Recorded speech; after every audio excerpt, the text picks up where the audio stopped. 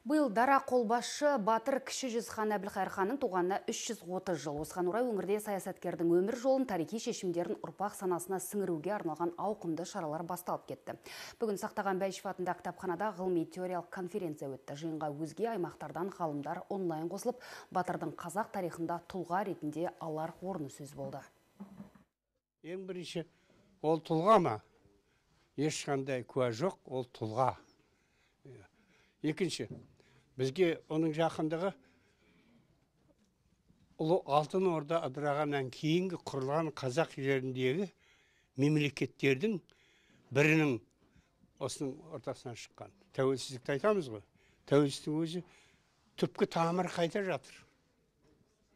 Қандай халықтармен біз байланыста болдық деген сияқты. Міне Әбілқайырдың заманы өте қиды кезеңге тап болған.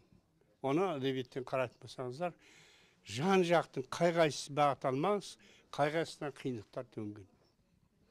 Осы айналасында біздің болашақ ұрпақтарымыз, тарихшылар болар, басқалар болар, осыған тереңірек қарау керек.